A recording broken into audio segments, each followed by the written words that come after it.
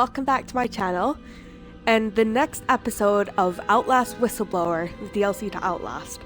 This game contains some graphic sexual content, some gore, and horror elements.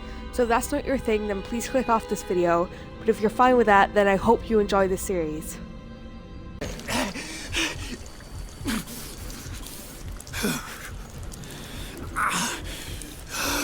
I'm not really sure how that worked, but at least he gets to die with all his wives.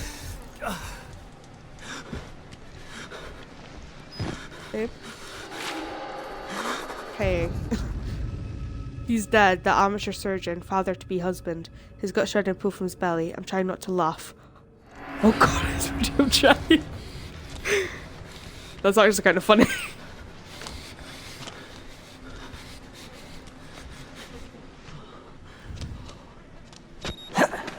I mean, I'm disappointed in him. We were beautiful. I don't know what he's talking about. He's the one who ruined it. If he had just stopped calling me a whore all the time and stopped cheating. Oh, I could have just went there. I'm an idiot. I think we already established this. Okay. Male ward. So go to the male ward, then the administration ward. I don't trust this whatsoever. Oh wow. It really is a beautiful game. I said that in the main game as well. It is beautiful. Wow. Can we just... that music. Oh. That's, do you remember in the main game where the father burns himself as a sacrifice? So this is happening, that it started before the main game, but now it's literally like at the same time. A chapel on fire in the distance, I didn't even know we had a church. Where's God when we need him? That makes a lot of sense. So right now, right about now, if that's like the rotating fire, Park was his name? No, that's this guy's name, Miles. So right about now, Miles should actually... he should be like downstairs or something. What kind of sick fucking dude is this? Trigger! He even took his damn pants. Tell you one thing. I've seen more than enough dick and balls tonight to last me a lifetime. And not all of them are Yeah. to a man. Let's wrap this up and get back to the truck. Amen. So that's the guy that ended up dying at the elevator. Yeah. So I'm thinking that right about now, Miles has got to be round about the, like, you know, the underground bit. Corporate cops, mercenaries, private military contractors, whatever they call them now. They're as helpless as the rest of us. Need to get out, escape.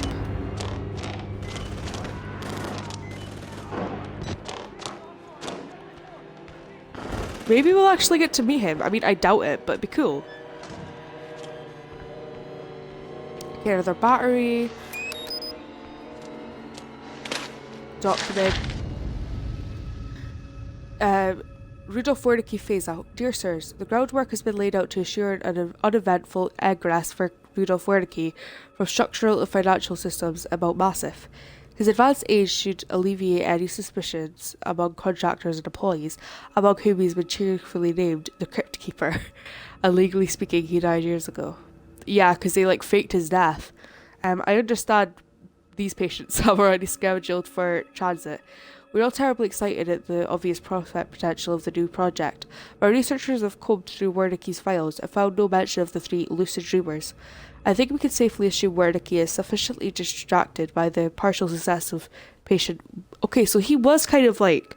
I said this in the first game, I wasn't really sure how involved he was. So he was obviously involved, and he was obviously... didn't have the best judgment. But he didn't know the full extent of it then.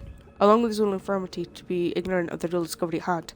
Even minimal exploitation of these resources is hard to overestimate. I only hope the new facility is sufficiently shielded to allow female staff. so I can see what comes with my own eyes. Respectfully, Helen Granite, Murkoff Legal Litigation Department. So that's quite interesting, actually.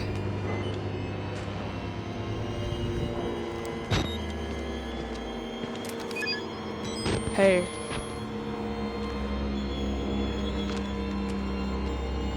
I take it they're not going to do anything like exciting. Multiple officers down in sub-basement. Unknown back up! We need help! In the laboratory!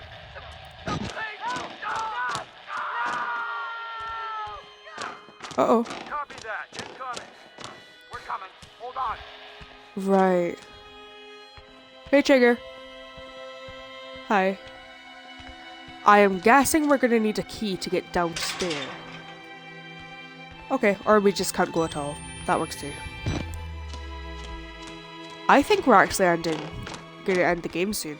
Because just with like the music and like the fact that it's kind of running parallel to the actual like main game, I really feel like that's kind of the territory we're heading into.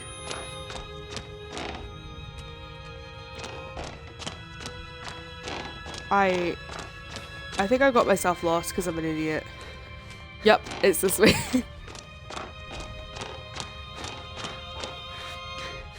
So, yeah, we go... Yeah, okay.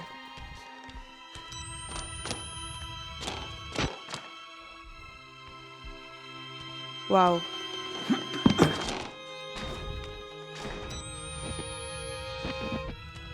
Do you mind?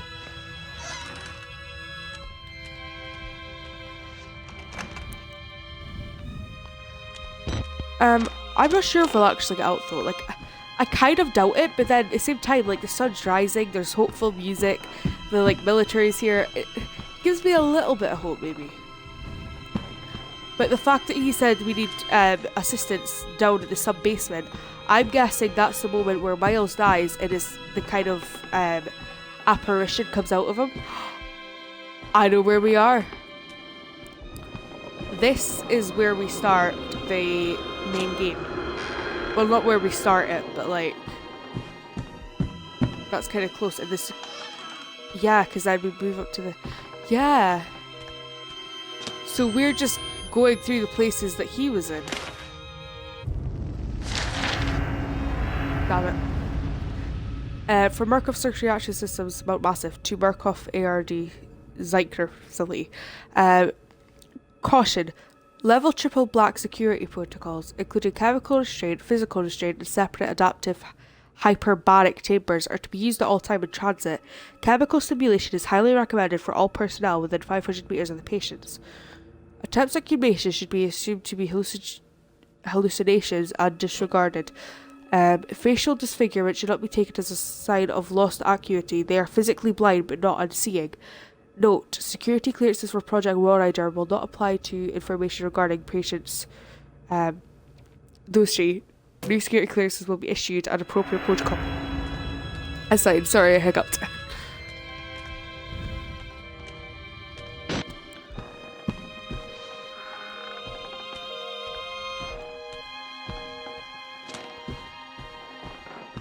I actually feel like weirdly hopeful, but then in the last game it was like they gave us that bit of hope because we saw like the military trucks and it was like becoming morning and we were like, we can do this, and then we just died.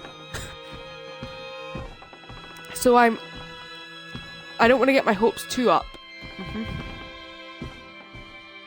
It's actually like nostalgic in a weird way, even though like I haven't played this game all like it hasn't been like a thing I played in my childhood. It almost feels like emotional.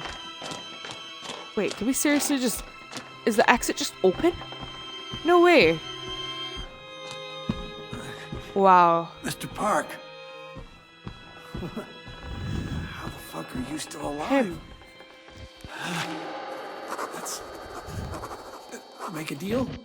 You help me, I'll help you. God, I'm stuck like a pig. Yeah, I'm gonna say no. Quickly into the notes. Jeremy Blair. Jeremy Blair, my supervisor, a man who'd seen me skin salted and raped for a promotion and a few martinis. Injured. Dying if he's not already dead. I'm trying to feel sorry for him. Really, I am.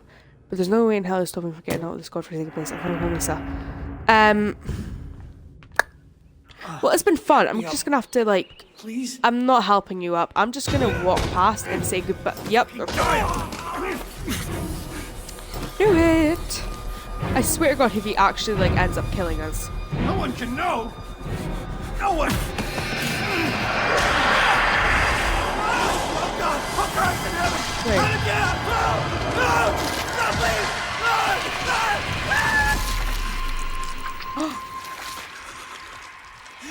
So that's the ghost, but that just came out of Miles. I say ghost, it's not really a ghost, but it's just easier to call it that.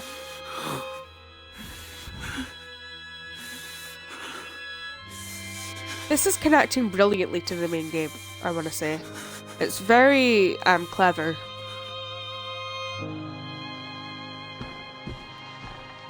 And weirdly poetical. I can really just leave? That would be brilliant. That's like insane. We're actually out and it's like, it's all nice. Wow. I almost wish some of the game was in daytime just because of how beautiful the scenery is. Like, I understand it's dark because it's a horror game, but this is just absolutely gorgeous. The car, that'll be Miles' car. Yeah, that's so cool. Goodbye. It's been, well, it's not really been fun, I'm sorry. I don't see, I wonder where the chapel is if it's like round the back. It's a cool car, I never even noticed it before, how cool it was. We could really just get out, that's amazing. Imagine like you get out and then you're just like killed by a drunk driver or something. I think I called it, that's what's gonna happen. Hell yeah. Let's get out.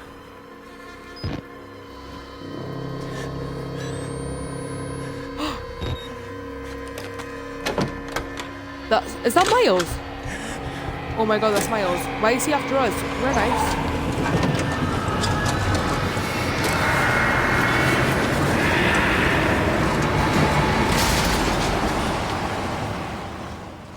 Wow. That's crazy. That's actually really cool. You press that button. There's no going back, fascinated by Mr. that. Park. There's enough hard evidence in that video file to make a world of shit for our friends at Murkoff. You got out of Mount Massive alive, and we've done everything in our power to cover your tracks. But our enemies are twitching and malicious corporate paranoics with resources you're too moral to imagine. You won't be the only target. Anyone you care about, your wife, your child, there'll be nothing to Murkoff but ways to hurt you. I need you to understand the bridge you're crossing here.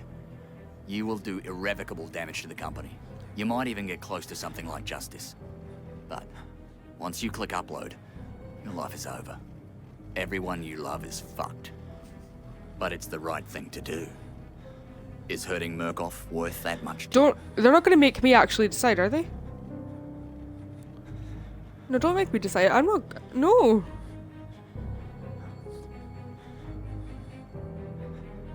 Yeah, no, we have to. I'm not sure if that was actually a decision or not.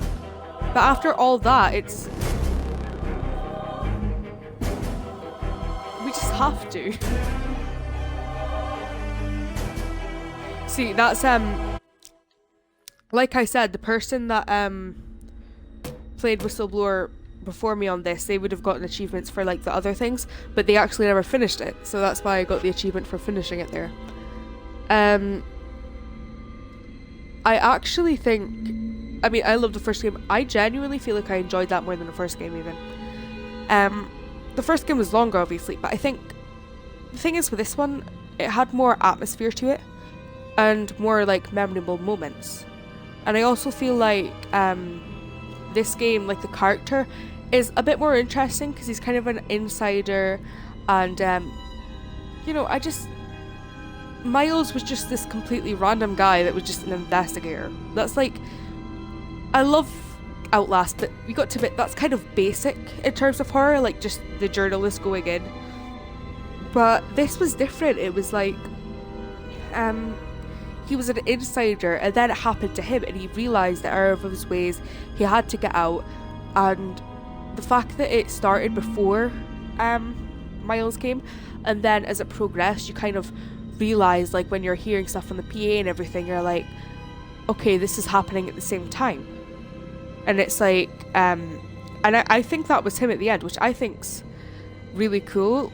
And that kind of thing at the end as well, it's like, you finally feel like, because I think the objective of Outlast isn't just to survive, I think it's to just get rid of Murkoff.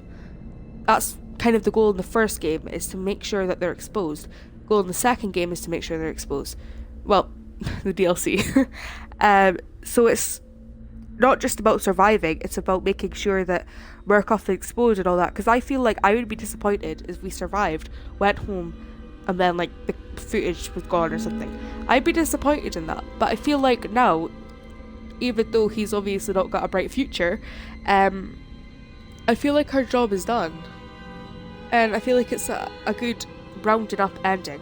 I think more DLC need to be like this, because I love little spin-offs and everything, but the fact that it took a game that was already complete and added more to it and managed to round up all the kind of loose ends, I guess you would say.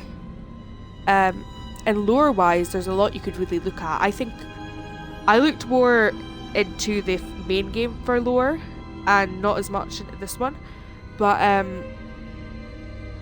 like, there was a lot if you look in the documents, and I know I probably didn't find all of them. It's like just the little things, the little details that make this game really, like, special, I guess. And I know that sounds kind of like a bit cringy, but I really do. I think this is an amazing horror game. I don't want to compare it too much to Resident Evil 7 because they're completely like they're complete opposites of each other, but I would say this one has more atmosphere. And this one did scare me a bit more, even though I didn't find it necessarily terrifying. More stressful. The jump scares. One reason that I never used to play horror games is because I hate jump scares. Not because like they terrified me or anything, but because I just kind of felt them cheap. This game, there's a couple of them that I was like, not too sure about that one. That was a bit like, that one was cheap.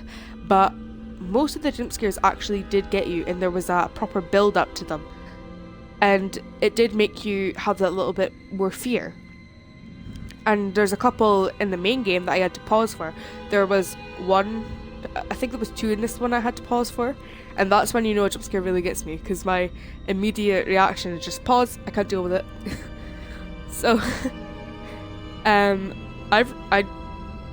I just realised I've recorded this all in one, so I'm gonna have to edit it. Oh, effort. But I'll see you guys in the next one. I think I'm gonna try doing a speedrun, and I'm gonna try doing it in insane mode. But I've heard insane mode is actually like, it's really, really hard. But in Resident Evil 7, I managed to finish Madhouse, so I'm confident that I can at least try it, even if I die a million times along the way. So hope you guys enjoyed this little kind of mini playthrough. And I will see you guys in the next one.